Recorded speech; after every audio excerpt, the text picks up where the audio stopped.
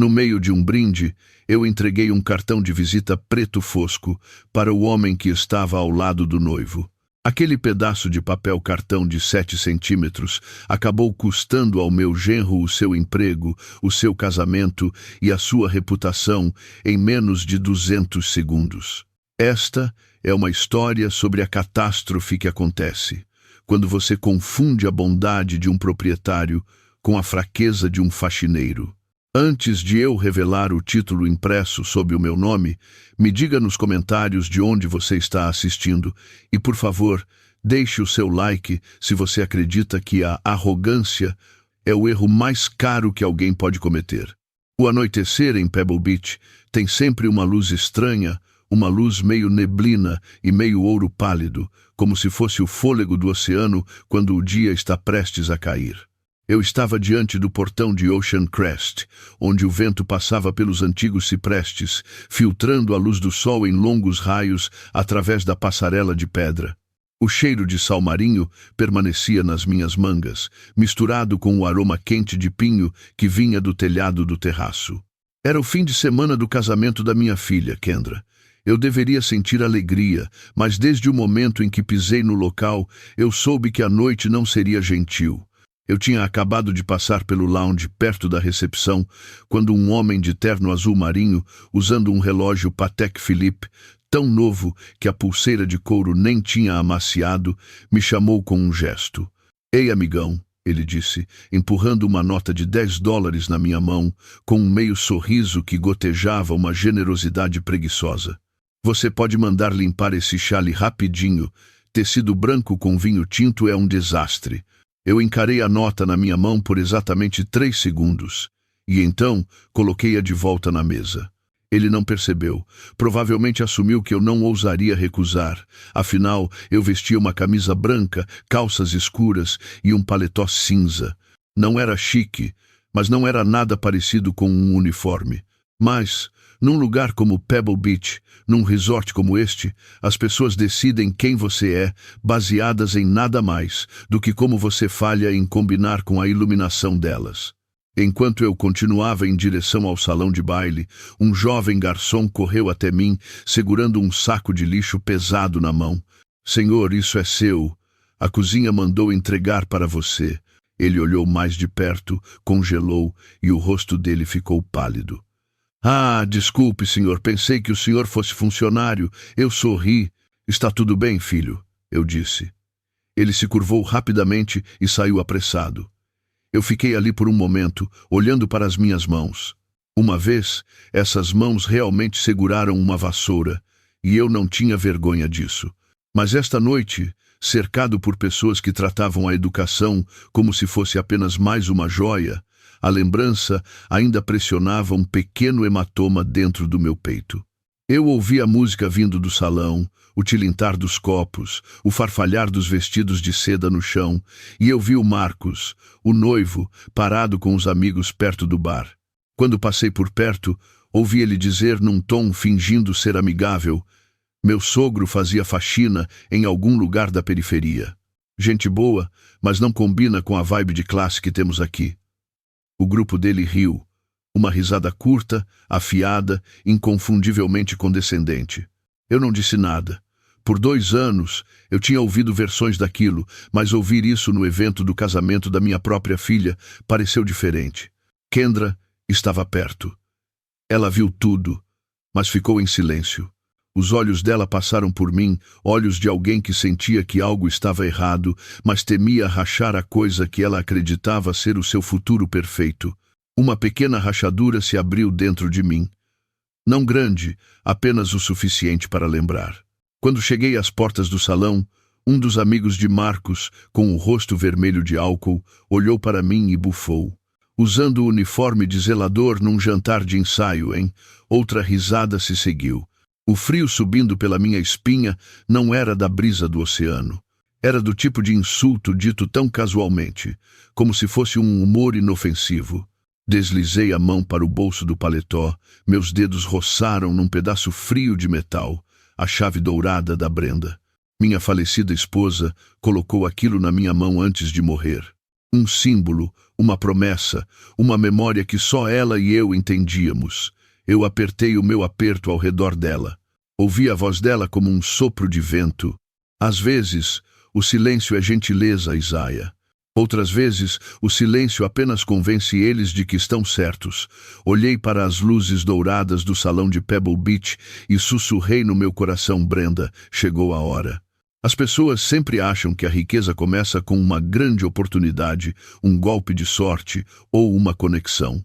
Mas para mim, começou com um cheiro de alvejante barato e um chão de linóleo escorregadio de água num prédio comercial antigo em Oakland. Naquele ano, eu tinha 22 anos com exatamente $240 no bolso e um sonho que parecia pesado demais para carregar. Aquela lembrança da água fria e dos bolsos vazios foi a única coisa que me impediu de subir naquele palco e arrancar o microfone da mão dele. Em vez disso, permaneci sentado. A risada que Marcos tinha acendido estava começando a morrer, substituída por um silêncio espesso e oleoso que cobria a sala como graxa. Os convidados se mexeram nas cadeiras. Uma mulher num vestido prateado pigarreou, o som ecoando alto demais na quietude repentina. Eles estavam começando a perceber que a piada tinha ido longe demais. Eles olhavam de Marcos, que ainda sorria com o rubor do uísque caro. Para mim, o homem sentado sozinho na mesa 9, com um copo de água meio vazio. Olhei para a minha filha. Kendra estava sentada ao lado dele, os nós dos dedos brancos enquanto agarrava a toalha de mesa. Ela não olhou para mim. Ela encarava a salada intocada, os ombros curvados como se tentasse se fazer pequena o suficiente para desaparecer. Ela estava envergonhada. Não de Marcos pela crueldade dele, mas da situação. Ela estava envergonhada do atrito, envergonhada de que seus mundos estivessem colidindo de uma maneira que não era bonita. Eu não a culpei. A vergonha é um casaco pesado de usar, especialmente quando você é jovem e acha que a opinião de pessoas em smokings alugados realmente importa. Mas eu culpei o homem ao lado dela. Marcos se inclinou no microfone novamente, batendo nele 2 vezes.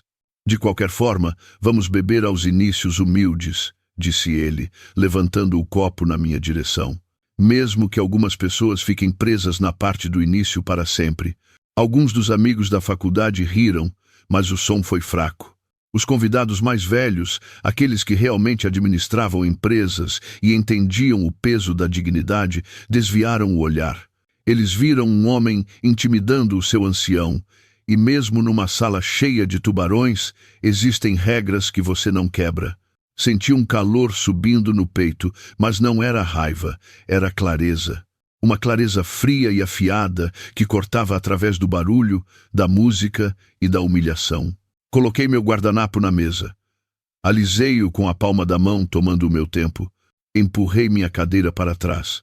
As pernas da cadeira arranharam o chão de mármore, um som áspero e triturante que fez 3 pessoas na mesa ao lado pularem. Eu me levantei. Não olhei para o chão, não olhei para a saída. Olhei diretamente para Marcos. Segurei o olhar dele através da sala, por cima dos arranjos de rosas brancas e das taças de cristal. Por um segundo, o sorriso dele vacilou. Ele piscou, incerto do que eu faria. Ele esperava que eu gritasse, que eu saísse furioso. Ele esperava que o faxineiro agisse como o lixo que ele achava que eu era. Mas eu simplesmente abotoei meu paletó cinza. Assenti uma vez, um aceno lento e deliberado que não era um acordo, mas o reconhecimento de uma dívida registrada. Então me virei e caminhei em direção às portas duplas. A caminhada pareceu levar 1 hora. Eu podia sentir 200 pares de olhos perfurando as minhas costas. Eu podia sentir a pena irradiando deles como calor. Passei por um garçom segurando uma bandeja de aperitivos. Ele recuou para me deixar passar, com os olhos arregalados e solidários. Ele sabia. A equipe de serviço sempre sabe. Ele me deu um pequeno aceno de respeito, quase invisível, o tipo que um soldado dá a outro nas trincheiras. Quando as pesadas portas de carvalho se fecharam atrás de mim, o som da festa foi cortado instantaneamente, substituído pelo silêncio do corredor e pelo ritmo distante das ondas do Oceano Pacífico quebrando. Respirei fundo.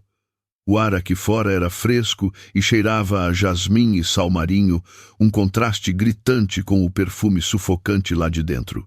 Caminhei pelo longo corredor, passando pelos espelhos antigos e pelas pinturas a óleo da costa da Califórnia. Parei perto de uma grande janela com vista para os penhascos. A lua estava nascendo, lançando um caminho de prata sobre a água escura. Coloquei a mão no bolso e tirei meu celular. Minhas mãos estavam firmes. Disquei um número que eu tinha memorizado há 15 anos. Tocou apenas uma vez. Isaiah. A voz do outro lado era afiada, alerta. Era Nia, minha advogada. Era tarde, mas eu sabia que ela atenderia. Ela sempre atendia. Eu preciso que você abra o arquivo, eu disse. Minha voz era baixa, quase um sussurro, mas no corredor silencioso soou como um martelo de juiz batendo na madeira. Houve uma pausa na linha. Então, o farfalhar de papel. O senhor quer dizer o arquivo do fundo fiduciário ou o arquivo de aquisições? Não, eu disse. Observei uma onda bater contra as pedras pretas lá embaixo, explodindo em espuma branca. Eu quero o arquivo de conduta, a cláusula sobre o comportamento do inquilino e danos à reputação. Nia ficou em silêncio por um momento. Eu podia ouvir o clique das teclas enquanto ela acordava o computador. Aconteceu alguma coisa no jantar? Ela perguntou, o tom mudando de casual para profissional instantaneamente. Ele cruzou a linha. Nia, eu disse. Ele fez isso na frente da sala inteira. Ele zombou do trabalho, zombou do sotaque e zombou da família. Entendo, disse ela. As teclas pararam de clicar. Nós temos testemunhas? 200 delas, respondi. E tenho certeza de que alguém gravou. Nesta multidão alguém está sempre gravando. Ótimo, disse Nia. Terei a papelada redigida pela manhã. O senhor quer rescindir o contrato de aluguel imediatamente? Não, eu disse. Fechei meus olhos, visualizando o rosto presunçoso de Marcos, a maneira como ele segurava aquela taça de champanhe como se fosse uma arma. Ainda não. Eu quero que ele se sinta seguro. Quero que ele entre naquela cerimônia de casamento amanhã, achando que é o rei do mundo. Quero que ele suba tão alto que, quando cair, ele se lembre da sensação pelo resto da vida. Entendido, disse Nia. Encontro o senhor na suíte às 7. Traga a escritura da torre Seaside Point. Vamos precisar dela. Desliguei o telefone. Deslizei-o de volta para o bolso, meus dedos roçando contra o metal frio da chave de Brenda novamente. Tracei a borda serrilhada dela com o meu polegar. Era uma coisa pequena e simples, apenas um pedaço de latão, mas abria uma porta que Marcos nem sabia que existia. Olhei para o oceano uma última vez. O nevoeiro estava chegando, obscurecendo as estrelas, mas eu sabia que elas estavam lá, assim como eu sabia quem eu era. Eu não era apenas um zelador ou uma relíquia. Eu era a tempestade que estava prestes a tocar a terra. Virei as costas para a janela e fui em direção ao elevador, deixando os sons da festa longe, atrás de mim. O verdadeiro trabalho estava prestes a começar. As portas do elevador se fecharam, cortando o último murmúrio da festa lá embaixo, e o silêncio repentino me levou de volta. Não para a suíte de luxo no último andar, mas para um porão em East Oakland, 30 anos atrás. Fechei os olhos e ainda conseguia sentir o cheiro forte e ardente de alvejante industrial, misturado com o odor rançoso de esfregões molhados e borra de café velha. Meus joelhos costumavam estalar toda vez que eu me levantava depois de esfregar um rodapé. Minhas mãos eram permanentemente manchadas de graxa e água cinza, ásperas como lixa. Para o mundo, eu era apenas a sombra que esvaziava as latas de lixo depois que os empresários iam para suas casas quentes. Eu era o homem que eles contornavam, o homem que eles não viam, o homem que eles presumiam que não tinha nada a oferecer além de trabalho braçal. Mas eles não sabiam o que eu estava observando. Eu não estava apenas limpando os escritórios deles. Eu estava estudando os fracassos deles. Eu aprendi quais inquilinos pagavam em dia e quais estavam se afogando em dívidas apenas pela cor dos envelopes nas lixeiras de reciclagem. Brenda era a única que via o plano. Ela trabalhava na recepção da clínica comunitária e tinha olhos que podiam ver através do concreto. Nós vivíamos de aveia instantânea e pão barato, num apartamento-estúdio onde o aquecedor chacoalhava a noite toda. Cada dólar é um soldado, ela costumava dizer. Nós não gastamos soldados, Isaia. Nós os posicionamos. Nós economizamos por 5 anos. Não tiramos férias, não compramos roupas novas. Dirigíamos um sedã que tremia quando passava de 80 quilômetros por hora. Tudo por um momento em 1994, uma execução hipotecária na Rua 14. Um duplex com goteiras no telhado e uma fundação que assustava os inspetores. O banco queria 70 mil dólares. Nós tínhamos 6 mil. Mas tínhamos pontuações de crédito polidas como diamantes, porque nunca atrasamos uma conta. Nós compramos. Consertamos o telhado nós mesmos à noite, trabalhando à luz de uma lanterna portátil. Nós moramos na unidade menor e alugamos a maior. Aquele cheque de aluguel cobria a hipoteca e os 50 dólares restantes iam para um pote. Esse foi o primeiro segredo dos pobres que querem subir na vida na América. Você compra ativos que te alimentam, não passivos que te comem. Aquele duplex pagou por um prédio de 4 unidades 2 anos depois. O prédio de 4 unidades pagou por um armazém no distrito industrial. Então veio a crise de 2008. Todo mundo estava vendendo, todo mundo estava em pânico. Eu entrei no banco com o dinheiro que tínhamos acumulado por uma década e comprei a própria torre de escritórios onde eu costumava desentupir os banheiros. Mas o verdadeiro desafio não foi o dinheiro, foi a Kendra. Lembro-me de segurá-la quando ela tinha 2 anos. Estávamos sentados num sofá de segunda mão, naquele apartamento com corrente de ar, vendo o nevoeiro rolar sobre a baía. Olhei para o rosto adormecido dela, tão pacífico e inocente, e fiz um juramento a Brenda. Se ela souber que é rica, nunca aprenderá a lutar, eu disse. Se ela souber que existe uma rede de segurança, nunca aprenderá a voar. Brenda apertou minha mão. Ela precisa conhecer o valor antes de saber o preço, sussurrou ela. Então, nós fizemos a escolha. Deixamos ela acreditar que o uniforme era tudo o que havia. Nós a mandamos para a escola pública. Fizemos ela trabalhar nos verões na biblioteca. Quando ela pediu um carro, nós demos um passe de ônibus. Partia meu coração às vezes. Eu queria dar o mundo a ela, comprar o pônei, o vestido, a viagem a Paris. Mas eu sabia que dar essas coisas, sem merecimento, seria roubar o caráter dela. Nós queríamos que ela construísse seus próprios músculos antes de entregarmos o peso para ela carregar. Nós estávamos protegendo ela da podridão da soberba, a mesma podridão que eu vi devorando o Marcos esta noite. O sino do elevador tocou, uma nota suave e clara que me puxou de volta para o presente. As portas de metal se abriram para o andar da cobertura. O corredor era forrado com papel de parede de seda e iluminado por arandelas que custavam mais do que o meu primeiro carro. Eu pisei no tapete felpudo. Eu não era mais o zelador. Eu era o homem que possuía a vista. Caminhei em direção à suíte 404. Eu podia sentir o peso dos anos nas minhas pernas, mas também a força da fundação que eu tinha construído. Marcos achava que estava lutando contra um homem que limpava chão. Ele não percebia que estava lutando contra o homem que era dono do chão onde ele pisava. Estendi a mão para a maçaneta da porta. Lá dentro, os documentos estavam esperando. A prova do império que Brenda e eu construímos tijolo por tijolo. Era hora de mostrar a verdade à minha filha, não para me gabar, mas para mostrar a ela como é o verdadeiro poder. O verdadeiro poder não é barulhento, não é cruel. E certamente não precisa insultar um homem por trabalhar com as mãos. A porta clicou ao fechar atrás de mim, selando o corredor e as memórias do porão. Dentro da suíte 404, a luz da manhã já se derramava pelo chão, fria e cinza como a barriga de um tubarão. Nia estava sentada à grande mesa de jantar de mogno, que ela havia transformado num centro de comando.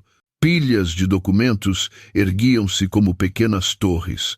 Um laptop zumbia suavemente. Um bule de café preto fumegava numa bandeja de prata. Ela não olhou para cima quando eu entrei. Apenas deslizou um pedaço de papel pela madeira polida. "Bom dia, Isaiah", disse ela, com a voz nítida como uma nota de dólar nova. "Vejo que o senhor trouxe a escritura." Coloquei o envelope grosso, contendo os papéis de propriedade da torre Seaside Point, sobre a mesa. "Trouxe", respondi, servindo-me de uma xícara de café. Minhas mãos estavam firmes agora. A raiva da noite passada tinha endurecido e virado algo útil, algo como concreto. Nia parou de digitar e virou a tela para mim. "Eu fiz algumas escavações enquanto o senhor dormia", disse ela. "E por escavações, quero dizer que auditei todo o perfil de inquilino da Summit Capital. O senhor vai querer ver isto." Eu me sentei. Na tela havia uma cópia digital do contrato de locação do prédio onde Marcos trabalhava. O prédio que eu possuía. Nia apontou um dedo com a unha feita para um parágrafo destacado em amarelo. "Cláusula 12.4, leu ela em voz alta. "Conduta do inquilino e padrões de reputação."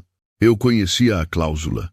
Eu mesmo a escrevi 10 anos atrás, depois que um CEO de tecnologia destruiu o saguão do meu prédio em San Jose durante uma festa de lançamento. Ela declarava que qualquer executivo ou representante do inquilino que se envolvesse em má conduta pública que prejudicasse o ambiente profissional ou insultasse a posição do proprietário, daria motivos para a revisão imediata do contrato. "Mas essa não é a arma do crime", disse Nia, observando meu rosto. Ela abriu uma segunda janela. Era uma captura de tela do perfil do LinkedIn de Marcos e da biografia dele no site do casamento. Ambos listavam o título dele como vice-presidente da Summit Capital, região de Monterey. Então ela abriu uma terceira janela. Era o organograma interno da Summit Capital, obtido através do pedido de locação que eles enviaram no mês passado para a expansão. Apertei os olhos para a tela. Lá, enterrado sob 3 camadas de gerência, estava o nome de Marcos, diretor regional de finanças Sussurrei. "Exatamente", disse Nia, recostando-se. "Ele não é um vice-presidente, ele é um diretor de nível médio. Mas ele tem corrido por Pebble Beach a semana toda, se apresentando como vice-presidente, para fechar negócios e impressionar os amigos da sua filha." Senti um sorriso frio puxar o canto da minha boca. "Ele está mentindo sobre a patente dele", eu disse. "Ele está deturpando a autoridade dele", corrigiu Nia, empregando o termo legal como uma faca. "E é aí que nós pegamos ele. Se ele fosse apenas um genro rude, nós só poderíamos arruinar o jantar dele. Mas por que ele está alegando ser um oficial corporativo da Summit Capital, enquanto sobe num palco e humilha o proprietário do prédio que a empresa dele ocupa? Ele está criando um passivo para a firma dele." Ela bateu na mesa para dar ênfase. "Ele está preenchendo cheques com a boca, que a empresa dele terá que descontar. E a Summit Capital não gosta de contas inesperadas." Olhei para os documentos espalhados diante de nós, o contrato, o organograma, o arquivo de vídeo do jantar de ensaio que Nia já tinha preparado. Estava tudo ali. Uma armadilha perfeita, construída com a própria arrogância dele. "Ele acha que é intocável por causa de quem ele trabalha", eu disse, encarando a foto sorridente de Marcos na tela. "Ele acha que o escudo da empresa o protege." Nia fechou o laptop. "O escudo só funciona se você o estiver segurando, Isaiah. O Marcos está usando o escudo para bater nas pessoas. E quando a Summit descobrir que ele está usando a marca deles para intimidar um zelador, que por acaso é o maior senhorio deles, eles vão largá-lo tão rápido que ele vai deixar uma cratera no chão." Levantei-me e caminhei até a janela. Lá embaixo, a névoa estava levantando do campo de golfe, revelando a grama verde esmeralda. Parecia pacífico, perfeito, o tipo de mundo que Marcos achava que possuía. A Kendra sabe? Perguntei, observando um golfista solitário alinhar uma tacada. Nia balançou a cabeça. Não.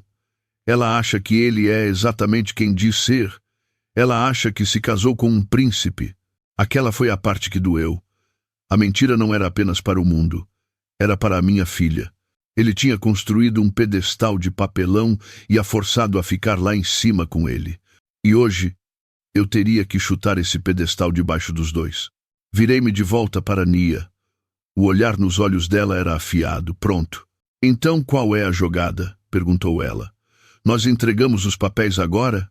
Não, eu disse. O casamento é em 4 horas. Deixe ele ter a cerimônia dele. Deixe ele dizer os votos dele. Deixe ele sentir que venceu. Mas na recepção, quando ele pegar aquele microfone de novo, peguei a escritura da torre e a pesei na minha mão. Era pesada. Quando ele pegar o microfone, eu disse: nós apresentamos ele ao proprietário. Nia sorriu, e foi o sorriso de um lobo que acabou de ver o portão do curral das ovelhas abrir. Nia sentou-se e puxou uma caneta de prata do bolso, o metal clicando suavemente contra a superfície de vidro da mesa. Ela desenhou um círculo no mapa de assentos que tinha impresso. Esta é a zona de abate, disse ela, a voz caindo para um sussurro que parecia mais alto que um grito. Mesa 4. É onde Terence Vance está sentado. O senhor conhece ele? Assenti lentamente. Eu o conhecia. Não pessoalmente, mas eu conhecia a assinatura dele. Estava no rodapé da emenda do contrato de 4 anos atrás. Terence Vance era o vice-presidente executivo sênior da Summit Capital. Ele era um homem que se importava com 2 coisas: lucro e imagem. Geralmente nessa ordem. O Marcos tem tentado vender o peixe para o Vance a semana toda, explicou Nia, batendo no círculo com a caneta. Ele está tentando garantir a liderança no projeto de expansão de Monterey. Se ele conseguir, finalmente ganha a promoção que finge já ter. Ele está desesperado para parecer um peixe grande na frente do chefe. Então ele está no limite, eu disse, estudando o nome no gráfico. Ele está aterrorizado, corrigiu Nia. Ele está andando na corda bamba. Ele precisa que tudo seja perfeito. Precisa parecer que controla a sala. E é por isso que o Senhor é a variável perfeita. Ela olhou para mim, com os olhos escuros e calculistas. Para ele, o Senhor é uma mancha na toalha de mesa. O Senhor é a única coisa que ele não consegue controlar. A variável que lembra a todos que ele não veio do dinheiro. Então, qual é a estratégia? Perguntei. Tomei um gole do café preto.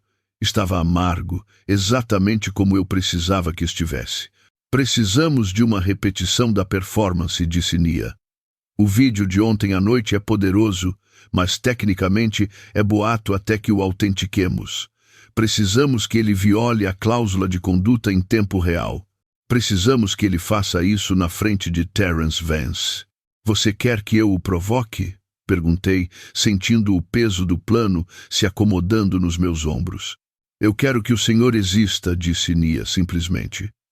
Quero que caminhe até aquela mesa durante o coquetel.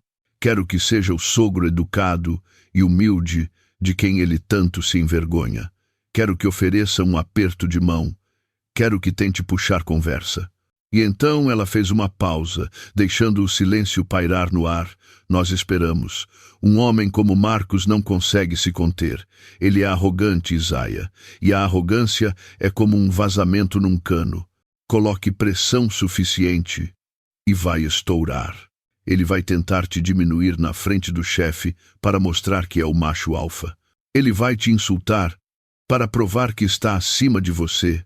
E quando ele fizer isso, eu disse, completando o pensamento, e quando ele fizer isso, disse Nia, um sorriso frio tocando seus lábios, o Senhor não discute, não revida, apenas entrega as evidências. Ela enfiou a mão na pasta de couro e tirou 4 envelopes cor de creme. O papel era grosso, texturizado, caro, o tipo de papel que carrega más notícias para homens que se acham intocáveis. Ela os dispôs na mesa numa fileira organizada, como instrumentos cirúrgicos. Envelope 1, disse ela, tocando o primeiro. As escrituras de todos os 8 edifícios do seu portfólio. Prova de que o Senhor não é apenas solvente, mas que tem um patrimônio líquido que faz o departamento inteiro dele parecer pequeno. Envelope 2, ela moveu o dedo para o próximo. As declarações de imposto de renda da Callahan Holdings, mostrando a receita consolidada da última década. Isso prova que o senhor é um investidor sofisticado, não um ganhador de loteria. Envelope 3, ela tocou no mais grosso. O contrato de locação da torre Seaside Point, assinado pela Summit Capital. Esta é a corrente que o prende. Prova que o senhor é o senhorio dele. E o envelope 4, ela segurou o último. O rascunho da reclamação formal. O senhor entrega isso para o Vance, disse ela. Não para o Marcos. Você fala com o dono do circo, não com o macaco. O senhor entrega para o Vance e se identifica como o proprietário do prédio onde eles estão sentados. Encarei os envelopes. Pareciam tão inofensivos ali na madeira. Apenas papel, mas eu sabia que eram bombas. Estendi a mão e passei os dedos sobre eles. Pensei nos anos esfregando o chão. Pensei nas noites em que cheguei em casa cheirando a produtos químicos, cansado demais para comer. Pensei na Brenda contando moedas para comprar leite. Isso vai machucar a Kendra, eu disse suavemente. A verdade sempre machuca quando se vive numa mentira, disse Nia gentilmente. Mas é melhor quebrar o osso e colocar no lugar do que deixar colar torto. Se o Senhor deixar ele continuar te tratando assim, ele vai tratar ela assim, eventualmente. Valentões não param, eles apenas mudam de alvo. Eu sabia que ela estava certa. Peguei os envelopes e os deslizei para o bolso interno do meu paletó cinza. Eles ficaram contra as minhas costelas, quentes e pesados. Só mais uma coisa, disse Nia. Ela abriu uma pequena caixa na mesa e tirou uma pilha de cartões. Era um preto fosco com letras prateadas, simples, elegantes, letais. Ela me entregou um. Isaiah Callahan, fundador. Callahan Holdings. Eu nunca tinha dado um desses para ninguém fora do meu banco. Olhei para o nome impresso em prata. Não dizia zelador. Não dizia manutenção. Dizia a verdade. Use isso, disse Nia. Quando o momento chegar, certifique-se de que ele saiba exatamente quem está assinando a ordem de despejo. Coloquei o cartão no bolso, bem ao lado da chave de Brenda. O plano estava definido, a cova estava cavada. Agora tudo o que eu tinha que fazer era entrar na cova dos leões e esperar pela mordida. Levantei-me e abotoei meu paletó. Vejo você na recepção, eu disse. Nia assentiu, voltando-se para o laptop. Eu serei aquela que estará gravando, disse ela. Caminhei até a porta, meu coração batendo num ritmo lento e firme. O tempo de se esconder tinha acabado. O zelador estava de saída. O proprietário estava chegando. A cerimônia aconteceu no gramado dos ciprestes, uma faixa de verde bem cuidado, empoleirada bem na beira dos penhascos. O Oceano Pacífico batia contra as rochas lá embaixo, lançando plumas de spray branco que pairavam no ar como diamantes. Era o tipo de cenário pelo qual as pessoas pagam $50.000 apenas para dizer que estiveram lá. As cadeiras eram de madeira branca. O arco estava coberto de orquídeas importadas. Os convidados estavam sentados em fileiras de seda pastel e linho, parecendo um jardim de flores caras. Mas enquanto eu estava no fundo do corredor com Kendra segurando meu braço, eu não sentia a beleza. Eu sentia a tensão irradiando da minha filha, como o calor de uma febre. Ela estava de tirar o fôlego em seu vestido de renda, com o cabelo preso de um jeito que me lembrava tanto a Brenda, que a minha garganta apertou. Mas a mão dela estava tremendo. Papai, ela sussurrou, mantendo os olhos fixos no altar onde Marcos esperava. Por favor, só por hoje. Deixe ele fazer do jeito dele. Olhei para ela. Os nós dos dedos dela estavam brancos onde ela agarrava a minha manga. Ela não estava pedindo paz. Ela estava pedindo submissão. Dei um tapinha suave na mão dela. Eu estou bem aqui, minha menina, eu disse suavemente. Eu não vou a lugar nenhum. A música aumentou. Os violinos cortaram o som do vento. Começamos a caminhar, passo a passo, passando pelas fileiras de rostos sorridentes, passando pelas câmeras clicando, passando pelos amigos que me conheciam apenas como o homem quieto no fundo. Quando chegamos ao altar, Marcos deu um passo à frente. Ele não olhou para mim, ele olhou para Kendra com um sorriso que não chegava aos olhos, um sorriso que dizia posse, não parceria. O oficial perguntou: quem entrega esta mulher para se casar com este homem? Eu fiz uma pausa. Por um segundo, o silêncio se estendeu demais. O sorriso de Marcos vacilou. Alguns convidados se mexeram na cadeira. Senti que Kendra parou de respirar. Eu entrego, eu disse finalmente, com a voz profunda e firme. Mas na minha cabeça adicionei um voto silencioso. Eu a entrego a você agora, mas se você quebrar lá, eu a tomarei de volta e levarei tudo o mais com ela. Entreguei a mão dela para ele. A palma dele estava úmida. Ele a pegou rapidamente, quase a arrancando de mim, e virou as costas para mim sem dizer uma palavra. Desci para a primeira fila e tomei meu lugar. Assisti aos votos. Assisti o anel deslizar no dedo dela. Assisti eles se beijarem. E o tempo todo senti os envelopes pesados no meu bolso interno, pressionando contra o meu coração, esperando pelo momento deles. A hora do coquetel foi realizada no terraço, enquanto o sol começava a mergulhar no horizonte, pintando o céu em faixas violentas de roxo e laranja. Esta era a hora dourada, a hora em que os fotógrafos enlouquecem e o champanhe flui como água. Garçons de jaquetas brancas moviam-se pela multidão com bandejas de prata. Um quarteto de jazz tocava uma música suave e discreta no canto. Fiquei perto de um pilar, segurando um copo de água com gás que eu não tinha intenção de beber. Observei a dinâmica da sala. O poder numa sala como esta é fluido. Ele flui em direção ao dinheiro. E agora, o dinheiro estava centrado em torno de uma mesa alta perto do bar, onde Terence Vance presidia a corte. O vice-presidente executivo sênior da Summit Capital era um homem grande, com cabelos prateados e uma risada que parecia um latido. Ele estava cercado por seus tenentes, homens de ternos escuros que assentiam toda vez que ele falava. E bem no meio deles, desesperado para pertencer, estava o Marcos.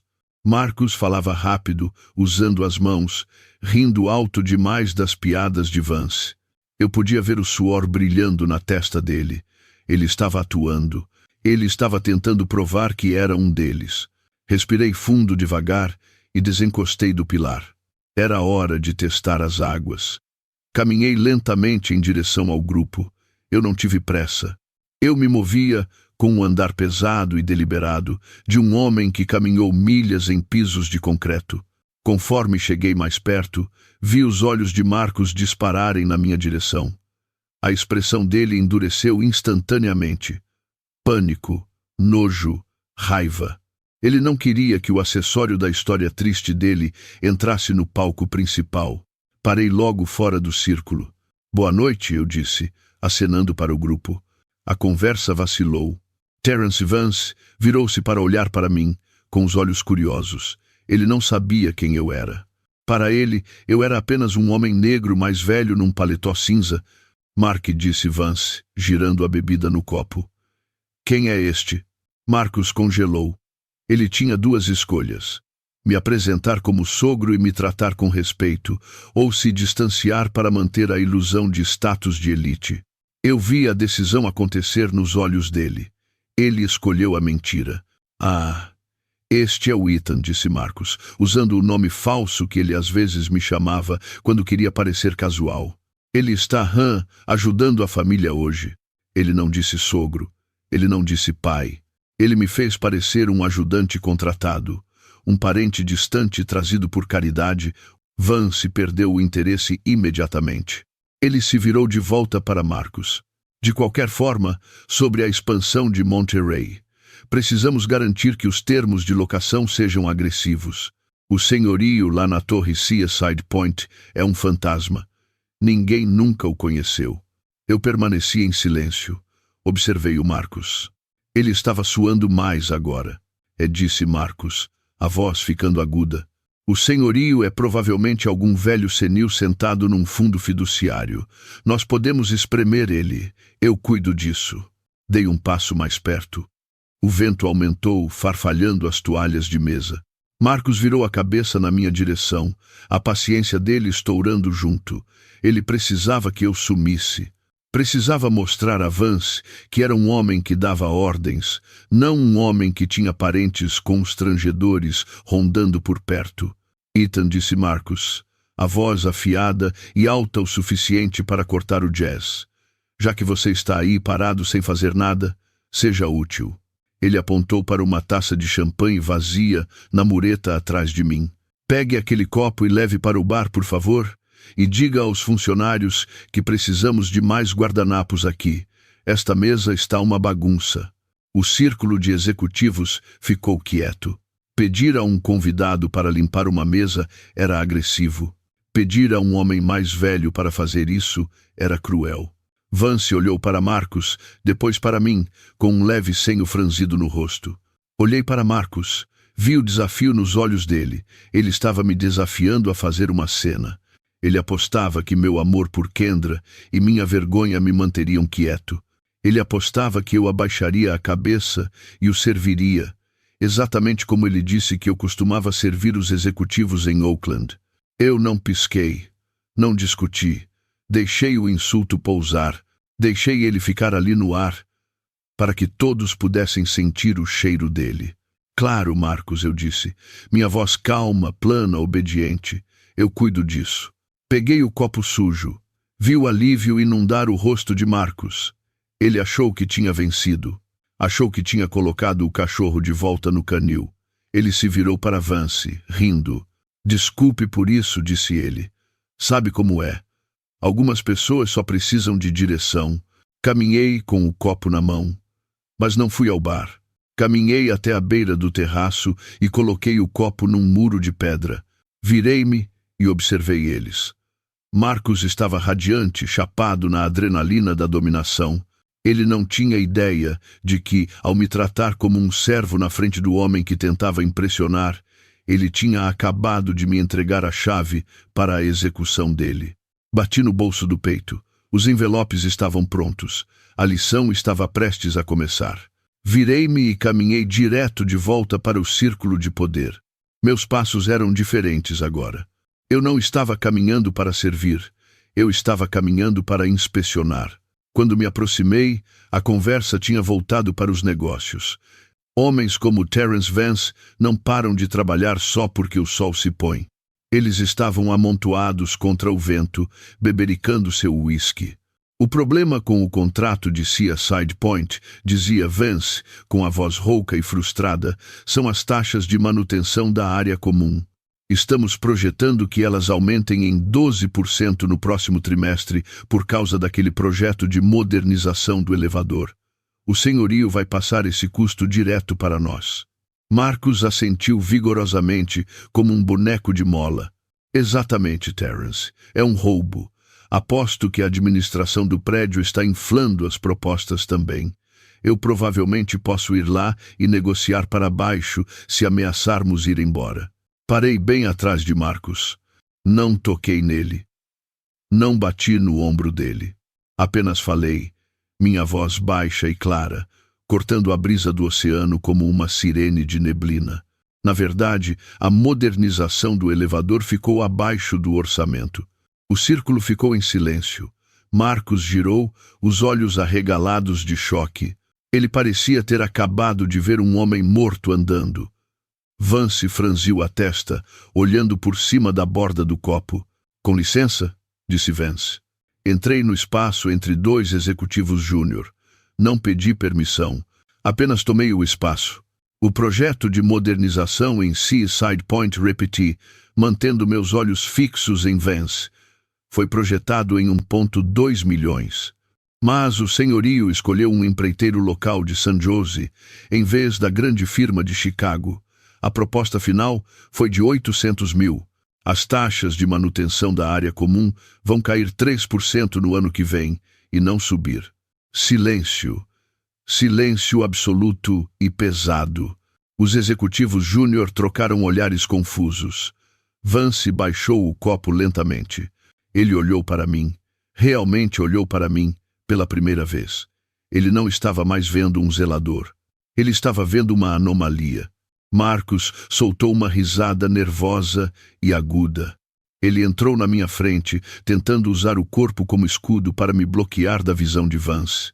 Ok, Ethan, já chega. Você bebeu demais. Vamos pegar um táxi para você.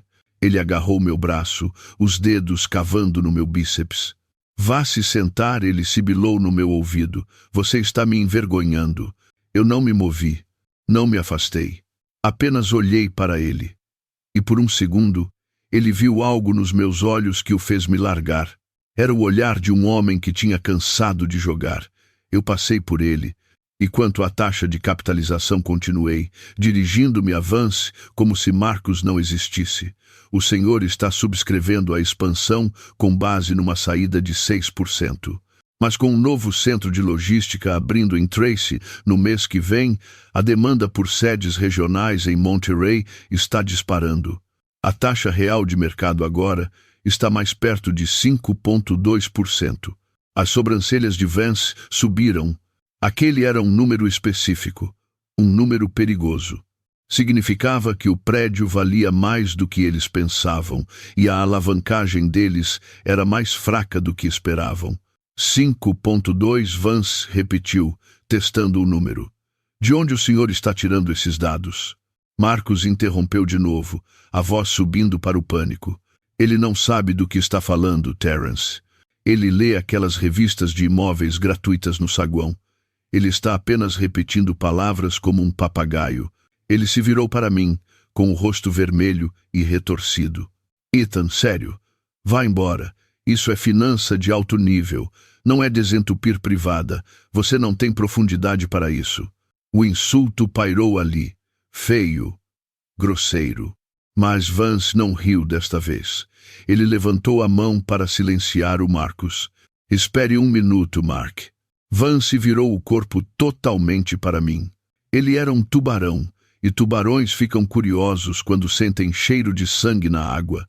O senhor está dizendo que o centro de logística em Tracy está impulsionando a absorção de escritórios em Monterey?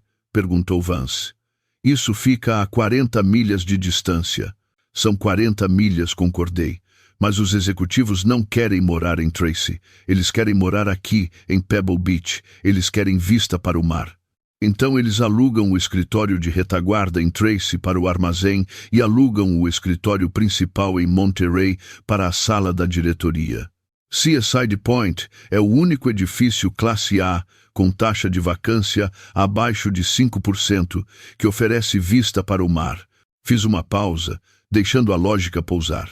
Se o senhor desistir do contrato agora, eu disse suavemente, não encontrará outra laje desse tamanho por 2 anos. E o proprietário sabe disso. Vance olhou para mim. A mente dele estava correndo, verificando minha matemática contra seus próprios dados internos. Ele percebeu que a lógica se sustentava. Era sólida. Era o tipo de visão que se paga milhares de dólares por hora a consultores para fornecer. Quem é o senhor? Perguntou Vance. A voz dele não era mais desdenhosa. Era cautelosa. Eu sou apenas a ajuda da família, eu disse, jogando as palavras de Marcus de volta para ele.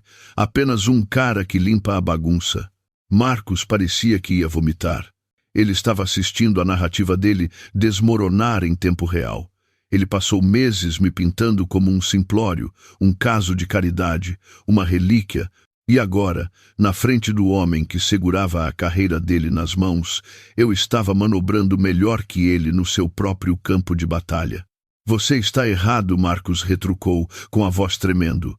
O senhorio está desesperado. Ouvi dizer que eles estão com problemas de fluxo de caixa. Nós podemos esmagá-los.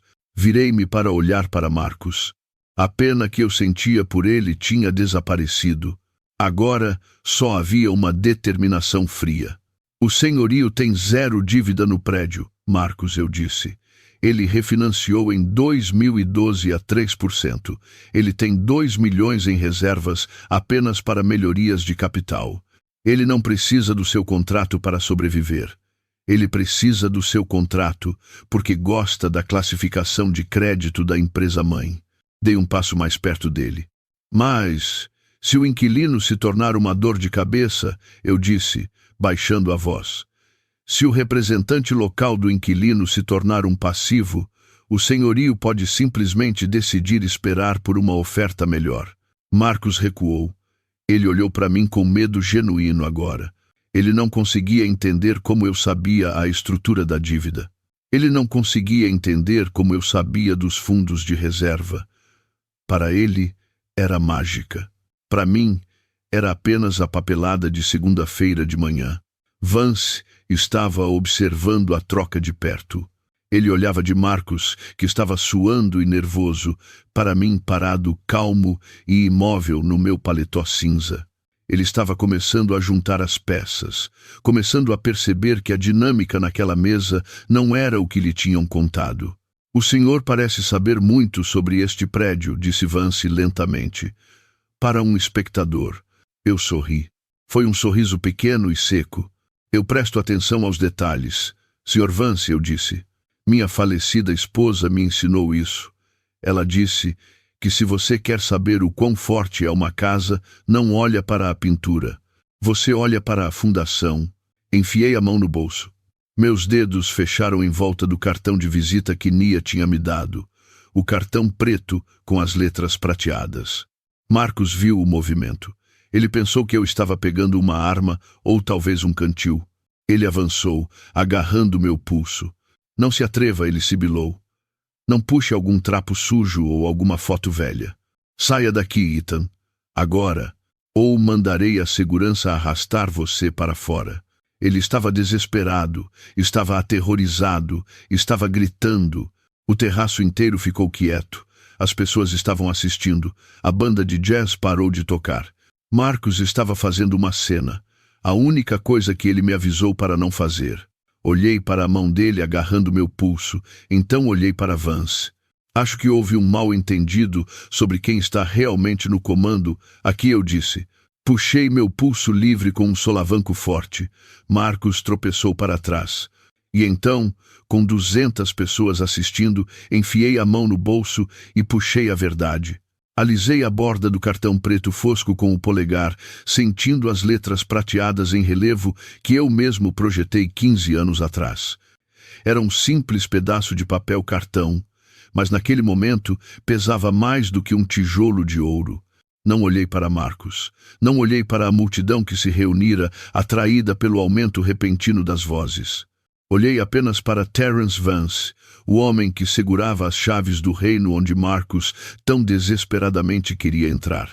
Estendi minha mão lentamente, mantendo meus olhos fixos nos dele. Sr. Vance, eu disse, com a voz firme como a maré, acredito que o senhor tem procurado o senhorio de Seaside Point. Vance hesitou por uma fração de segundo. Ele era um homem que sabia ler um blefe e estava vasculhando meu rosto por uma rachadura, um tique, um sinal de decepção. Ele não encontrou nenhum. Estendeu a mão e pegou o cartão. Segurou-o contra a luz do pôr do sol que morria. Ele leu o nome, Isaiah Callahan. Então ele leu o título, Fundador e CEO, Callahan Holdings.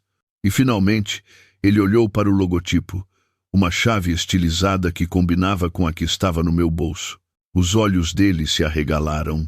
Não foi um suspiro dramático. Foi a compreensão sutil e aterrorizante de um homem que acabou de descobrir que estava pisando num alçapão. Ele olhou do cartão para mim e depois de volta para o cartão. Callahan Holdings, sussurrou Vance, as palavras escapando antes que ele pudesse impedi-las. Nós estamos tentando conseguir uma reunião com o senhor há 3 meses. Sua advogada, a senhor Nia, ela continua nos bloqueando. Ela não está bloqueando vocês, eu disse calmamente. Ela está avaliando vocês. Nós somos muito criteriosos sobre quem deixamos entrar nos nossos edifícios. Nós queremos apenas inquilinos que respeitem a propriedade e as pessoas que a mantêm. Deixei aquela última parte pairar no ar, pesada e afiada. Marcos soltou um ruído que soou como uma risada estrangulada. Ele deu um passo à frente, com as mãos tremendo, enquanto apontava um dedo para o cartão na mão de Vance. Terence, qual é? Olha para ele. Olha para o paletó dele. Você não pode acreditar nisso. Ele se virou para mim, com o rosto se retorcendo numa máscara de malícia desesperada. Isso é uma piada, certo, Ethan? Você foi numa gráfica hoje de manhã e fez uns cartões falsos para se sentir grande. Isso é patético. Até para você. Ele olhou ao redor do círculo de executivos, implorando por um aliado. Pessoal, sério. Ele é um zelador. Ele limpou privadas no centro médico em Oakland por 20 anos. Minha esposa, a própria filha dele, me contou. Isso é um golpe. Ele provavelmente está tentando arrancar dinheiro da gente. Os executivos júnior mudaram de posição, parecendo desconfortáveis.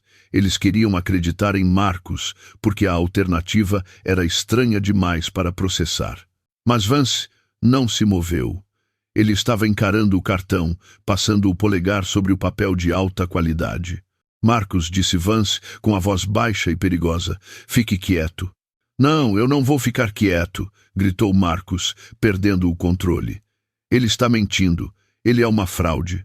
Ele está tentando arruinar minha reputação na frente da equipe. Vance olhou para cima. Ele não olhou para Marcos. Ele olhou para mim. Se o senhor é Callahan, disse Vance, me testando, sondando em busca da mentira, então o senhor sabe os detalhes da contraproposta que enviamos na terça-feira passada, referente à estrutura de estacionamento. Eu não pisquei. Vocês pediram 40 vagas reservadas no nível B2, eu disse imediatamente. Minha advogada rejeitou, porque o nível B2 é reservado para o inquilino âncora. Nós oferecemos 20 vagas no Boom e um crédito de valet para os executivos restantes. Vocês ainda não assinaram a emenda, porque estão esperando que a gente ceda nos direitos de sinalização. Vance congelou. A cor sumiu do rosto dele. Aquela era uma informação privilegiada. Informação que apenas o inquilino, o corretor e o proprietário saberiam. Nós não vamos ceder na sinalização, senhor. Vance, acrescentei suavemente, o exterior do prédio permanece limpo. Isso não é negociável. O silêncio que se seguiu foi absoluto. Era o som de uma visão de mundo se estilhaçando. Vance olhou para mim com uma mistura de choque e um súbito e intenso respeito. Ele percebeu que o homem que ele tinha ignorado, o homem que Marcos tinha mandado limpar mesas, era na verdade o homem que decidia se a Summit Capital teria um lar em Monterey ou não. Senhor. Callahan gaguejou Vance, a postura mudando de arrogante para deferente. Eu não fazia ideia. Se soubéssemos que o senhor estava presente, nós teríamos. Ele parou de falar, olhando para Marcos. A compreensão o atingiu. O diretor de finanças dele, o homem em quem ele confiava para liderar a região, tinha acabado de passar os últimos 20 minutos humilhando o dono do prédio. Marcos viu o olhar nos olhos de Vance. Ele viu a mudança. Ele viu sua promoção, seu bônus e seu status evaporando como neblina. E em vez de aceitar a derrota, em vez de pedir desculpas, ele quebrou. A mente dele não conseguia lidar com a dissonância cognitiva. Ele não conseguia aceitar que a pessoa que ele desprezava estava na verdade acima dele. O ego dele, inchado e frágil, escolheu a violência em vez da verdade. Não! Gritou Marcos recuando. Isso é um truque. Ele hackeou o e-mail. Ele roubou a informação. Ele é um criminoso. Ele olhou em volta descontroladamente. Os convidados estavam encarando. Os garçons tinham parado de se mover. Ele sentiu as paredes se fechando e, como um animal encurralado, decidiu atacar. Você acha que pode vir aqui e me humilhar no meu próprio casamento? Cuspiu Marcos, com os olhos esbugalhados. Você acha que um cartão de visita barato faz de você alguém? Você não é nada. Você é a ajuda. E eu vou provar isso. Ele girou e começou a marchar em direção ao palco na frente do terraço. Marcos, latiu Vance. Pare. Volte aqui. Mas Marcos não ouviu. Ele já tinha passado do ponto de ouvir. Ele estava correndo com pura adrenalina e vergonha. Ele agarrou uma garrafa de champanhe de uma bandeja que passava, bebendo do gargalo, derramando espuma pela frente do smoking. Ele subiu as escadas para o pequeno palco onde a banda estava tocando. Ele agarrou o pedestal do microfone. O feedback guinchou, um grito agudo e penetrante que fez todos taparem os ouvidos. "Atenção!" gritou Marcus, a voz amplificada e distorcida. "Atenção todos!" Eu o observei da beira do terraço. Eu tinha dado o aviso e até tentei manter tudo discreto, mostrando o cartão apenas para o pequeno círculo. Mas alguns homens estão determinados a cavar suas próprias covas, e Marcus tinha acabado de pegar uma pá. Vance olhou para mim, com o rosto pálido. "Sr. Callahan, eu sinto muito, eu vou pará-lo." "Não", eu disse, colocando a mão no braço de Vance para segurá-lo. "Deixe ele falar." "Por quê?" perguntou Vance, horrorizado. "Por quê?", eu disse, observando Marcus balançar no palco sob as luzes douradas. "Se o senhor pará-lo agora, ele vai te culpar. Ele vai dizer que foi silenciado. Ele precisa terminar o que começou. Ele precisa mostrar ao mundo exatamente quem ele é." Bati no bolso do meu peito onde os envelopes estavam esperando. E quando ele terminar, eu disse calmamente: "Eu vou mostrar a eles quem eu sou." Marcus bateu no microfone novamente, o estrondo ecoando pelo campo de golfe. "Meu sogro acha que é um figurão", zombou Marcus no microfone, apontando um dedo trêmulo para mim através da multidão. "Ele acha que pode vir aqui e me dizer como fazer o meu trabalho. Bem, eu acho que está na hora de todos nós aprendermos a verdadeira história da família Callahan." Os convidados engasgaram. Kendra levantou-se da mesa, com as mãos cobrindo a boca. Eu não desviei o olhar. Permaneci alto no meu paletó cinza, segurando o cartão preto fosco na minha mão como um escudo. A armadilha estava armada. A lista de testemunhas estava cheia, e o carrasco estava prestes a subir ao palco. O feedback do microfone diminuiu, deixando apenas o som da respiração pesada de Marcus amplificada pelos alto-falantes. Ele agarrou o pedestal com as duas mãos, os nós dos dedos brancos, os olhos examinando a multidão com uma mistura de desafio e desespero. Ele parecia um rei cujo castelo estava em chamas, convencido de que se apenas gritasse alto o suficiente, as chamas o obedeceriam. "Vamos todos erguer um copo ao Isaiah." Marcus arrastou as palavras, levantando a garrafa de champanhe bem alto. "O homem que acha que um terno o torna igual a nós. Ele quer que vocês acreditem que ele é algum tipo de gênio dos negócios. Mas eu vi as declarações de imposto dele de 20 anos atrás. Eu vi os calos nas mãos dele. Ele riu, um som molhado e feio. Ele não construiu patrimônio", zombou Marcus. "Ele construiu uma coleção de esfregões. Ele passou a vida limpando a sujeira de pessoas como eu, pessoas que realmente importam. E agora ele quer ficar aqui e me dar lição de moral sobre finanças. É patético. É como um cachorro tentando ensinar um lobo a caçar." O silêncio no terraço foi total. Não era o silêncio de respeito, era o silêncio de um acidente de carro. Os convidados olharam para os sapatos. Os garçons congelaram nas sombras. Kendra soluçava baixinho na mesa dela, com o rosto enterrado nas mãos. Marcus esperava aplausos. Ele esperava que seus amigos ricos se juntassem a ele para validar a crueldade dele, mas ele tinha calculado mal. Ele tinha esquecido que mesmo num mundo de dinheiro existe uma linha entre poder e vulgaridade, e ele tinha acabado de cruzar essa linha a 160 km/h. Quando ninguém riu, o rosto de Marcus se contorceu. Ele apontou a garrafa para mim novamente. "Vem aqui em cima", Ethan desafiou ele, com a voz falhando. "Venha contar a eles o seu grande segredo.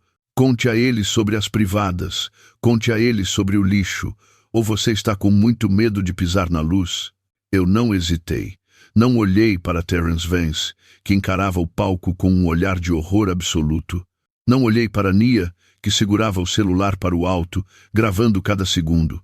Eu simplesmente abotoei meu paletó cinza e caminhei em direção às escadas.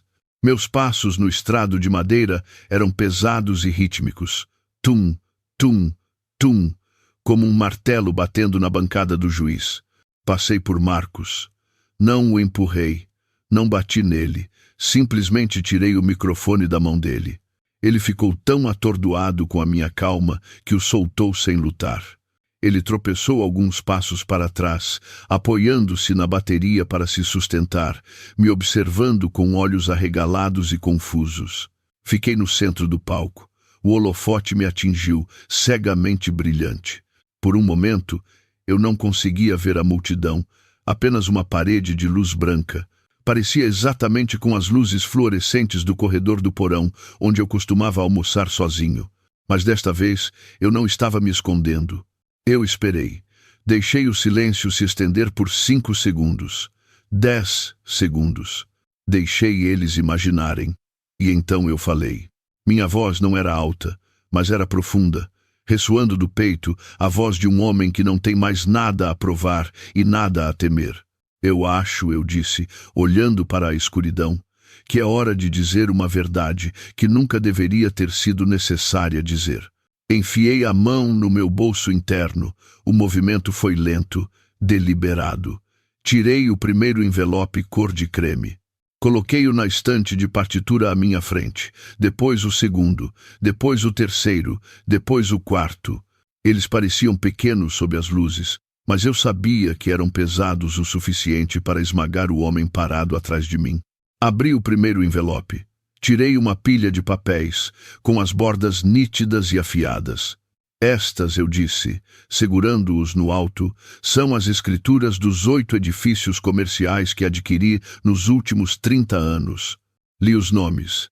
Minha voz soando claramente. Torre Seaside Point, em Monterey. Escritórios Golden Crest, em San Jose. Complexo Misto Harbor Line, em Santa Clara. Praça Fremont. Centro Logístico de Oakland 1 e 2. Deixei os papéis caírem no chão. Eles pousaram com um estalo suave. Marcos estremeceu. Um murmúrio percorreu a multidão. Alguém na primeira fila sussurrou. Meu Deus! Abri o segundo envelope. Estas são 10 anos de declarações fiscais, continuei. De cada subsidiária sob a Callahan Holdings LLC. Vocês não viram meu nome na lista da Forbes, porque eu não quis que vissem. Eu escolhi ficar atrás da cortina. Escolhi ser o homem que é dono do prédio, não o homem que coloca o nome na placa. Segurei a página de resumo. O patrimônio líquido consolidado do portfólio, baseado na avaliação bancária do último trimestre, é de 420 milhões de dólares. Uma respiração aguda explodiu da multidão. Parecia o som do ar sendo sugado para fora da sala. Um copo se estilhaçou em algum lugar no fundo. Terence Vance levantou-se lentamente na mesa dele, os olhos fixos no palco. Marcos balançou a cabeça. Não, ele sussurrou. Não, isso é falso. Você imprimiu isso. Eu o ignorei. Abri o terceiro envelope. Este era o que importava. Este era o que fecharia o caixão. Tirei um único documento. Estava encadernado em capa legal azul. Tinha um selo vermelho na parte inferior, o selo do cartório de registro do condado. Virei-me ligeiramente, apenas o suficiente para ver Marcos com o canto do olho. Ele parecia pequeno agora. A arrogância tinha desaparecido, substituída por uma compreensão aterrorizante que amanhecia. Você me pediu para contar a ele sobre o lixo, Marcos, eu disse, minha voz caindo para um tom perigosamente baixo. Você me pediu para contar sobre a limpeza. Então, vamos falar sobre o prédio para onde você vai todo santo dia. Segurei o documento contra a luz. Este é o certificado de propriedade da Torre Seaside Point, o prédio onde você tem seu escritório. O prédio onde você se gaba para seus amigos sobre a vista. O prédio que você disse ao Sr. Vance que poderia espremer para um acordo melhor. Fiz uma pausa. Eu queria que ele ouvisse as próximas palavras. Queria que ele as sentisse na medula. Eu comprei aquele prédio 12 anos atrás, Marcos, eu disse. Eu assinei o contrato de locação da Summit Capital. Eu aprovei o orçamento de reforma sobre o qual você estava mentindo agora há pouco. E eu sou aquele que paga pelas privadas que você usa toda manhã. A multidão explodiu. Não eram aplausos. Era uma mistura caótica de choque e descrença. As pessoas estavam se levantando, esticando os pescoços. Terence Vance parecia ter sido atingido por um raio. Dei um passo em direção a Marcus. Ele recuou até bater no prato da bateria, o metal colidindo ruidosamente. Você não trabalha num prédio de um fantasma, eu disse, apontando o certificado de propriedade para o peito dele. Você trabalha no meu prédio. Você é um convidado na minha casa. E você vem atirando pedras nas paredes há 2 anos. Marcus abriu a boca, mas nenhum som saiu. Ele olhou para o documento, depois para mim, depois para a multidão. A realidade estava desabando sobre ele. O zelador não era um zelador. O sogro não era um caso de caridade. Eu era o senhorio. E ele tinha acabado de passar a última hora tentando incendiar o teto sobre a própria cabeça. Virei-me de volta para o microfone. Eu não tinha terminado. Os envelopes eram apenas a munição. Agora era hora de disparar a arma. Olhei diretamente para Terence Vance. Sr. Vance, eu disse, acredito que há mais uma coisa que o senhor precisa ver antes de assinar aquele acordo de expansão. Sinalizei para Nia na primeira fila. Ela assentiu e tocou na tela do tablet. A grande tela de projeção atrás do palco, que mostrava uma apresentação de slides das fotos do casal, de repente ficou preta. E então um vídeo começou a tocar. A tela atrás de mim ganhou vida, lançando um brilho azul frio sobre os rostos atordoados dos convidados. O som do oceano foi instantaneamente abafado pelo áudio dos alto-falantes. Era alto, nítido, inegável. Lá estava Marcus, projetado com 3 metros de altura, em alta definição. Ele segurava uma taça de vinho, o rosto vermelho, com a mesma arrogância que usara o dia todo. Mas no vídeo, ele não estava com medo. Estava confortável. Estava no seu elemento, cercado por bajuladores, acreditando ser o homem mais poderoso da sala. O meu sogro, disse o Marcus do vídeo, a voz ecoando pelo terraço como um trovão. É um simples zelador, uma relíquia de colarinho azul. A multidão lá embaixo assistiu num silêncio congelado. Vi Kendra olhar para a tela, os olhos arregalados com uma nova onda de humilhação. Mas desta vez a humilhação não era dela para carregar. Pertencia ao homem parado ao lado da bateria. O vídeo cortou para um ângulo diferente. Marcus estava inclinado perto de um dos amigos, sussurrando alto o suficiente para o microfone captar cada sílaba. Eu sou basicamente o vice-presidente da Summit em Monterey, gabou-se o Marcus do vídeo. Se ele quiser ficar neste resort, talvez devesse ajudar a governança. Ele está acostumado com isso. Um murmúrio baixo rolou pela audiência, uma onda de desaprovação que começou no fundo e quebrou em direção à frente. Vi as esposas dos executivos cobrindo a boca, vi os garçons parando no meio do caminho. É uma coisa ouvir um boato sobre alguém sendo cruel. É outra coisa ver a pessoa torcer a faca com um sorriso no rosto. Mas eu não estava passando esse vídeo pela crueldade, eu estava passando pela mentira, sinalizei para Nia. Ela tocou na tela novamente, congelando o vídeo no quadro final. Era um close do rosto de Marcus, no meio de uma risada, com o carimbo de data e hora da noite passada claramente visível no canto. Virei-me de volta para o microfone. O silêncio estava pesado agora, pesado com julgamento. Olhei para Terence Vance. Ele ainda estava de pé, os olhos fixos na imagem congelada de seu funcionário, zombando das próprias pessoas com quem tentava fazer negócios. Senhor Vance, eu disse, minha voz cortando a quietude. O senhor o ouviu. Ele afirma ser o vice-presidente, ele afirma falar pela Summit Capital. Ele afirma que a voz dele é a sua voz. Apontei para a tela. De acordo com a cláusula de conduta no contrato de locação que sua empresa assinou para a torre Sea Side Point, isso é classificado como má conduta diante do cliente. Fiz uma pausa, deixando o peso legal daquelas palavras afundar. Porque a Summit Capital É inquilina no prédio que eu possuo, continuei, minha voz dura como granito. E por que o seu representante está usando a identidade corporativa para humilhar publicamente o proprietário na frente de 200 testemunhas? Cada palavra que ele diz carrega responsabilidade legal. O rosto de Vance foi de pálido para um rubor escuro e raivoso. Ele olhou para Marcus, e o olhar não era de decepção. Era o olhar que um general dá a um soldado que acabou de levar o inimigo direto para dentro do acampamento. Marcus ficou parado perto da bateria, balançando a cabeça. Não, ele sussurrou, a voz quase inaudível sobre o vento. Isso foi privado. Você não pode usar isso. Isso é ilegal. Não é ilegal, Marcus, eu disse, dirigindo-me a ele diretamente. Você estava num espaço público. Você estava gritando e você estava mentindo. Estendi a mão para os 3 envelopes finais que estavam na estante de partitura. Eram os que Nia tinha preparado esta manhã, os que transformariam esse desastre social numa execução corporativa. Segurei o primeiro. Esta é uma reclamação formal, enviada diretamente para a sede da Summit Capital em São Francisco, 10 minutos atrás, eu disse. Vídeo anexado. Data e hora anexadas. Lista de testemunhas anexada. Segurei o segundo. Este é o relatório de má conduta de RH redigido pela minha equipe jurídica. Ele cita uma violação dos padrões de comportamento exigidos de um representante da empresa num evento com clientes em potencial. Você afirmou ser um vice-presidente, Marcus, o que significa que você é mantido nos padrões de um vice-presidente. Segurei o terceiro envelope. Este era o que doeria mais.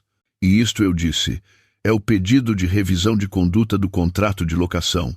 Um suspiro percorreu a mesa onde os executivos da Summit estavam sentados. Eles sabiam o que aquilo significava. Uma revisão de conduta era uma opção nuclear no mercado imobiliário comercial.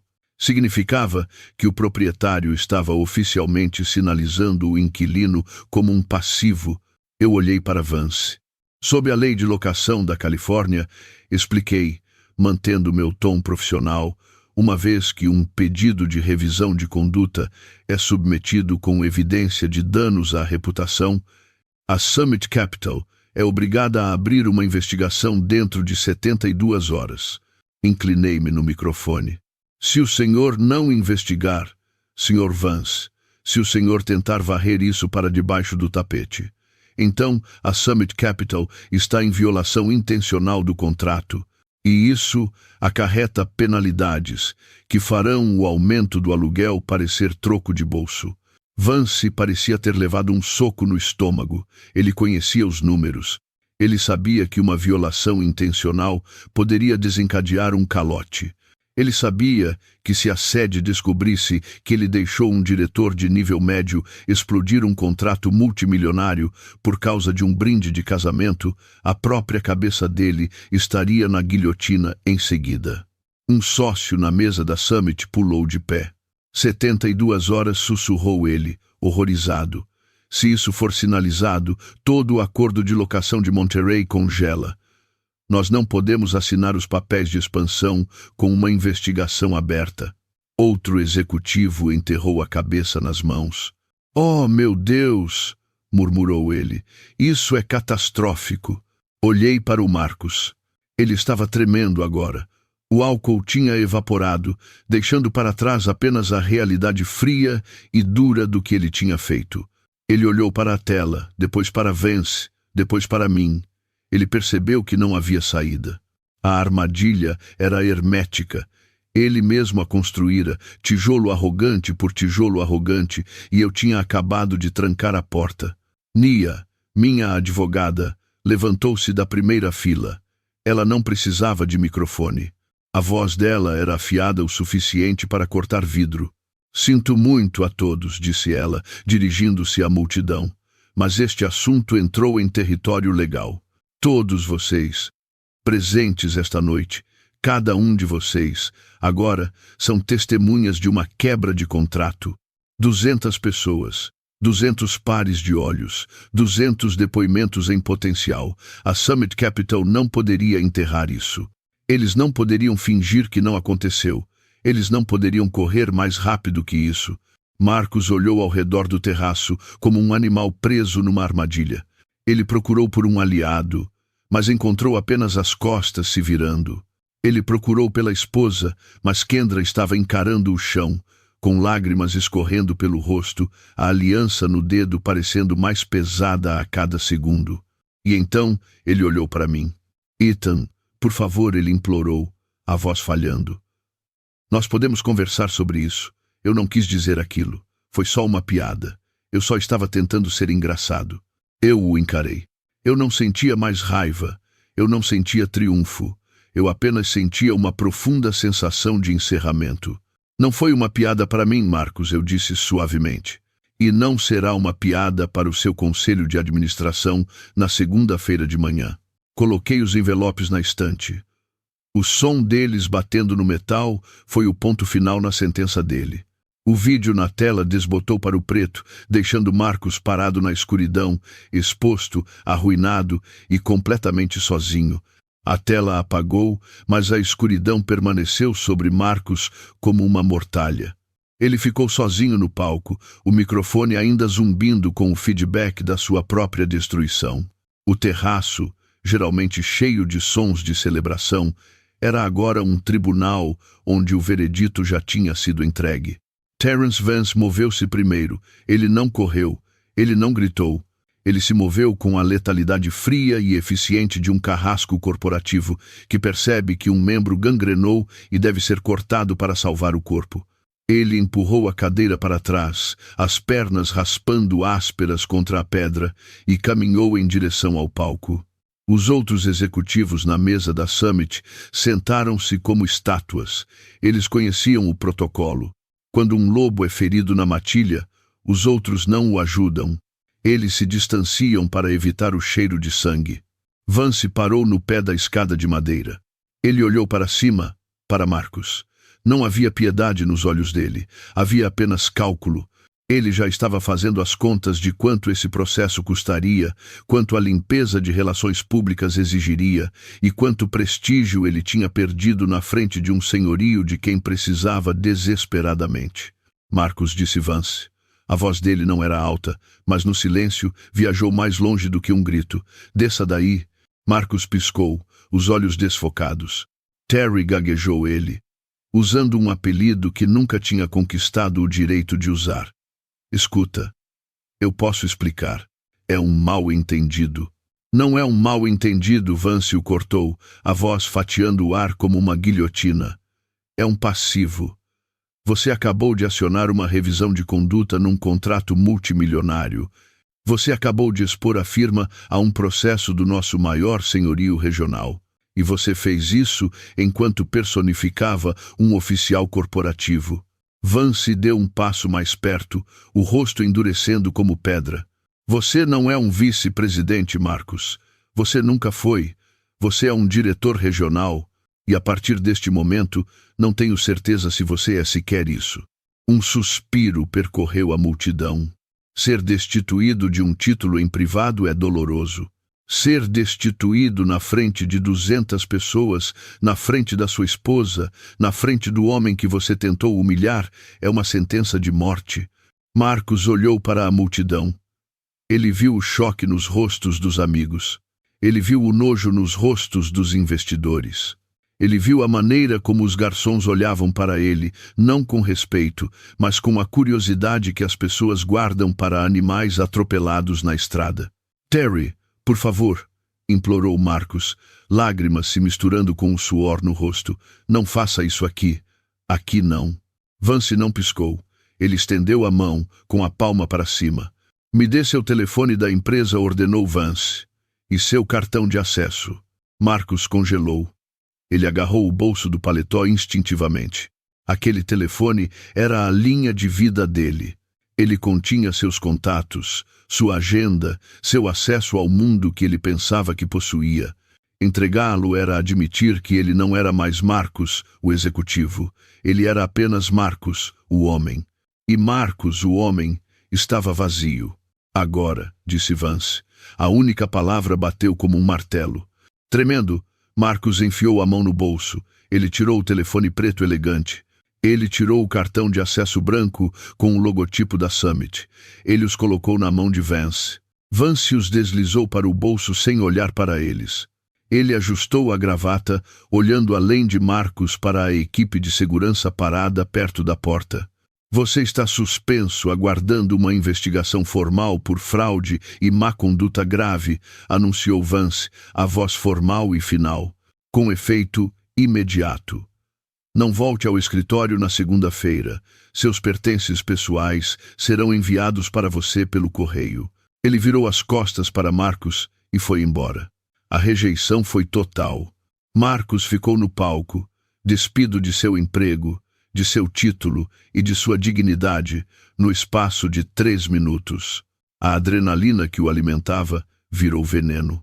O champanhe que ele tinha virado de estômago vazio se misturou com o ácido do pânico puro. Ele olhou para mim.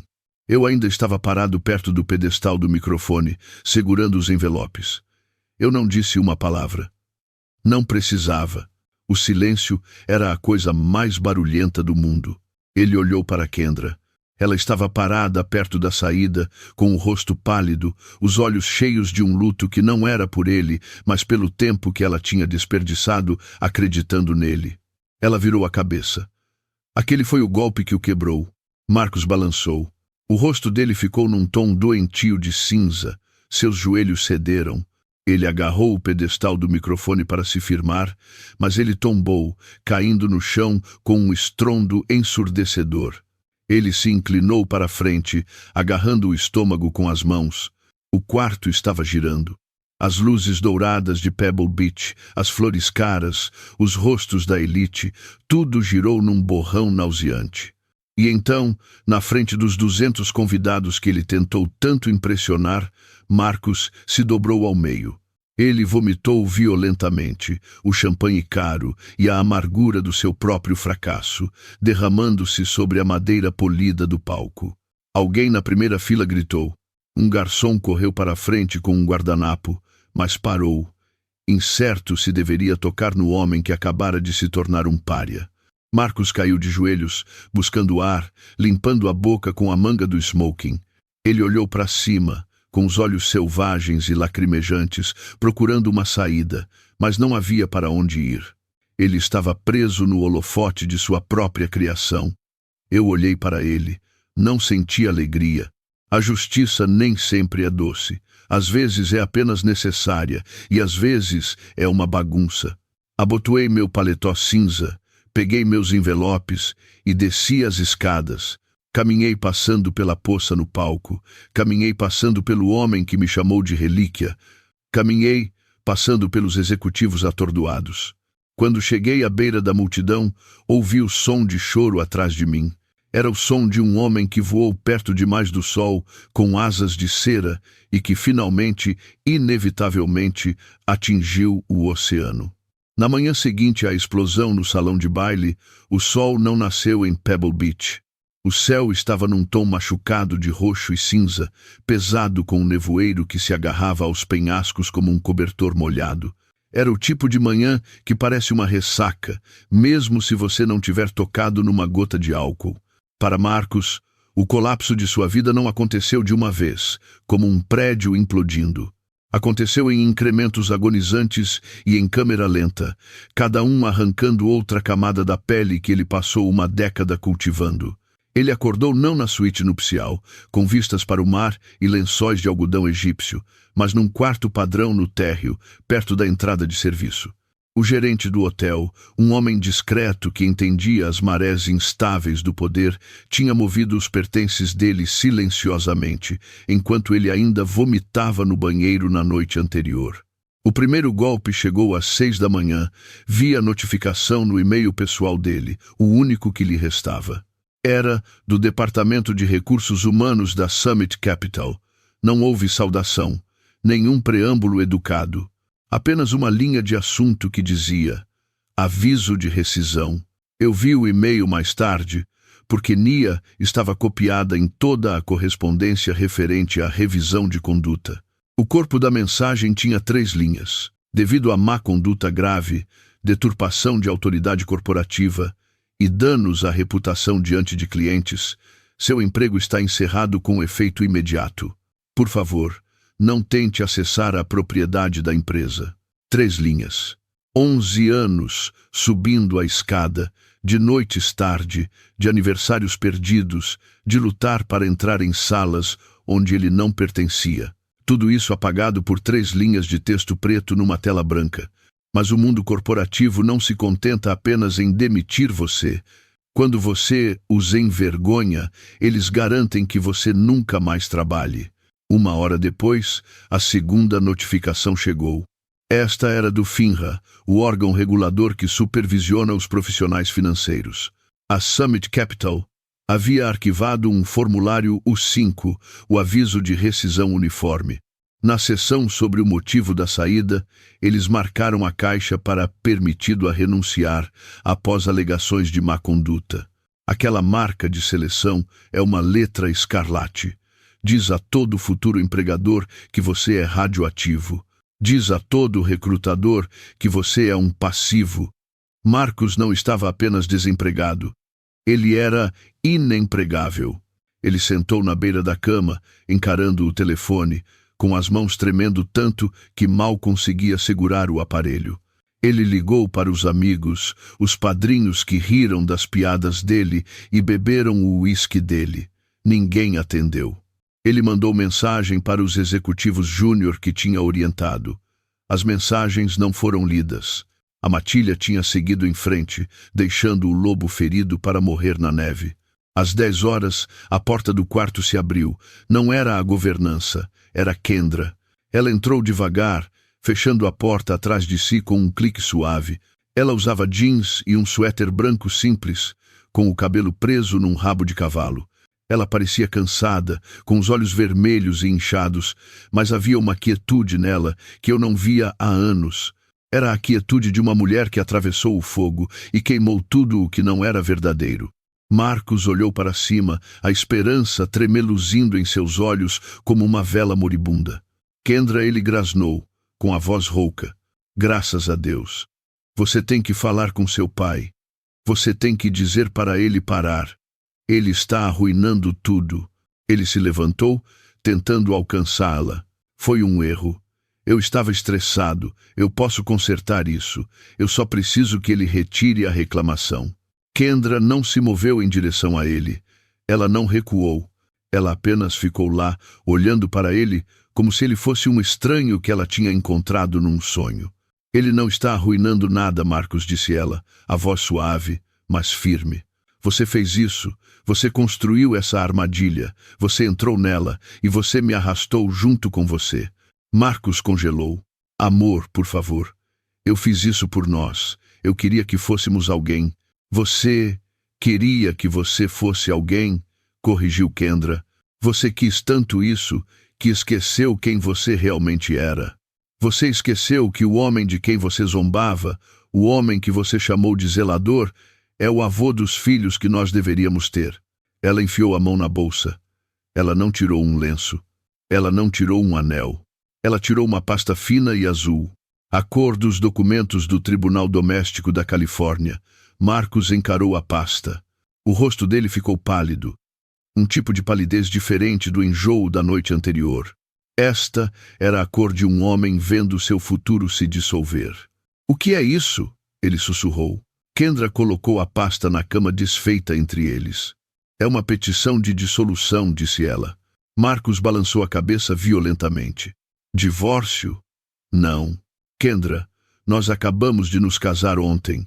Você não pode se divorciar de mim. Nós não estamos casados nem há 24 horas. Podemos anular, podemos consertar isso. Não é uma anulação, disse Kendra, a voz cortando o pânico dele. Uma anulação é para quando um casamento é um erro. Isso não foi um erro, Marcos. Foi uma mentira. Ela respirou fundo, lutando contra as lágrimas que ameaçavam cair. Eu me casei com um homem que pensei que fosse gentil, disse ela. Casei com um homem que pensei que fosse ambicioso, mas decente. Mas ontem à noite, naquele palco, eu vi quem você realmente é. Eu vi um homem que precisa fazer as outras pessoas pequenas, apenas para se sentir grande. Ela o olhou nos olhos. E eu não posso construir uma vida com um homem que despreza as mãos que me criaram. O quarto ficou em silêncio. Lá fora, o nevoeiro pressionava contra o vidro, transformando o mundo num vazio cinza. Marcos olhou para a pasta, depois para Kendra, percebendo pela primeira vez que seu charme, seus ternos, seu título, nada disso funcionava mais. A plateia tinha ido embora. As luzes estavam apagadas. Kendra, ele implorou, caindo de joelhos. Eu não tenho nada. Eu perdi o emprego. Perdi a reputação. Se você me deixar, eu não tenho nada. Kendra olhou para ele. Não havia ódio nos olhos dela. Apenas uma pena profunda e exaustiva. Você tinha tudo, sussurrou ela. Você só não soube dar valor. Ela se virou e caminhou até a porta. Ela não olhou para trás. Ela não bateu a porta. Apenas a abriu e saiu para o corredor, deixando Marcos sozinho na luz cinzenta, ajoelhado no chão de um quarto de hotel barato, com um aviso de demissão no telefone e papéis de divórcio na cama. Ele passou a vida inteira tentando ser um rei, e agora ele finalmente reinava sobre exatamente o que merecia. Nada. Um ano depois, o nevoeiro sobre Monterey havia se dissipado, substituído por um sol tão brilhante que parecia uma promessa cumprida. Mas eu não estava em Monterey. Eu estava de volta a East Oakland, parado na calçada de uma rua que costumava ser forrada com janelas fechadas com tábuas. Hoje, no entanto, as janelas estavam limpas, os tijolos reformados e uma nova placa pendurada acima da entrada do prédio que eu tinha comprado 3 décadas atrás. A placa dizia: o Centro Brenda Callahan para a Estabilidade Habitacional. Eu fiquei no fundo da sala, observando a multidão. Não havia smokings ali, nem taças de champanhe. Apenas famílias trabalhadoras, casais jovens e pais cansados segurando as mãos de crianças que olhavam ao redor com olhos arregalados e esperançosos. E parada no pódio, comandando a sala não com medo, mas com calor, estava Kendra. Ela não parecia a noiva aterrorizada que tinha me implorado para ser invisível. Ela parecia a mulher que Brenda sempre soube que ela poderia ser. Ela usava um blazer simples, o cabelo solto, a voz clara e forte. Meu pai era zelador, disse Kendra no microfone, sorrindo enquanto olhava para a multidão. Ele limpou o chão para que eu pudesse estar num palco. Por muito tempo eu tive vergonha disso. Eu queria esconder isso. Mas hoje eu sei que a vassoura é tão importante quanto a caneta, e a pessoa que mantém o prédio é a única que verdadeiramente o possui. A multidão aplaudiu. Não foi o aplauso educado de golfe de Pebble Beach. Foi o aplauso de pessoas que se sentiam vistas. Senti um nó na garganta. Ela não estava mais escondendo nossa história. Ela a estava usando como fundação para construir algo novo. Ela estava usando os ativos da Callahan Holdings não apenas para acumular riqueza, mas para garantir empréstimos a juros baixos para famílias que tinham sido rejeitadas pelos grandes bancos. Ela estava fazendo exatamente o que Brenda e eu tínhamos feito em 1994, mas numa escala que nunca ousamos imaginar. Quando o discurso terminou, Kendra caminhou pela multidão, apertando mãos, ouvindo histórias, olhando as pessoas nos olhos. Ela me encontrou no canto de trás. Você foi bem, minha menina, eu disse. Sua mãe está sorrindo agora. Kendra me abraçou, segurando firme. Acho que ela está sorrindo para nós dois, pai. Ela recuou e se virou para um homem parado a alguns metros de distância. Ele era alto, com ombros largos e um comportamento quieto. Ele usava uma camisa de flanela enfiada dentro de botas de trabalho que tinham visto quilômetros reais. Ele estava consertando uma dobradiça solta na porta da frente quando entramos. Pai, disse Kendra, as bochechas corando levemente. Quero que conheça alguém. Este é o Andre. Ele é o gerente de projeto da reforma. Ele é engenheiro civil, mas insiste em verificar a estrutura ele mesmo. Andre deu um passo à frente. Ele não ofereceu uma mão mole ou um sorriso ensaiado. Ele ofereceu uma mão que era áspera, calejada e forte. É uma honra conhecê-lo, Sr. Callahan, disse Andre. A voz dele era profunda e sincera. Eu estudei as reformas que o senhor fez no prédio de Fremont. A maneira como o senhor reforçou o suporte sísmico sem perder o espaço do chão foi brilhante. Ele não perguntou sobre meu patrimônio líquido. Não perguntou sobre o clube de campo. Ele perguntou sobre o trabalho. Ele respeitava o ofício. Olhei para Andre, depois para Kendra. Vi a maneira como ela olhava para ele. Não havia ansiedade nos olhos dela. Nenhuma necessidade de atuar. Apenas paz. Apertei a mão de Andre. Não foi brilhante, filho, eu disse. Foi apenas necessário. Se você quer que um prédio dure, tem que proteger os ossos. Andre assentiu. Essa é a única maneira de construir, senhor. Enfiei a mão no bolso. Meus dedos roçaram no cartão de visita preto fosco, mas eu o deixei lá. Em vez disso, tirei outra coisa. A pequena chave de latão. A chave do primeiro duplex. A chave que Brenda me deu. Olhei para ela por um momento, deixando a luz do sol pegar no metal arranhado. Era a coisa mais pesada que eu possuía, porque carregava o peso de cada sacrifício, cada noite acordado, cada momento de silêncio que eu tinha suportado para chegar aqui. Peguei a mão de Kendra e coloquei a chave na palma dela.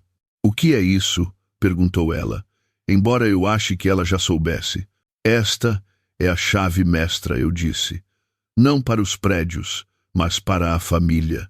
Ela lembra que nós não abrimos portas para nós mesmos, nós as abrimos para que outros possam passar." Kendra fechou os dedos ao redor dela. Ela não chorou. Ela apenas assentiu, aceitando o peso do legado. "Estou pronta, pai", ela sussurrou. "Eu sei que está", eu disse. Deixei-os lá, conversando sobre fundações e projetos futuros, e saí para o sol da tarde. Dirigi para o oeste, em direção ao oceano, mas não para os penhascos de Pebble Beach. Dirigi para um trecho tranquilo da costa onde os turistas não iam.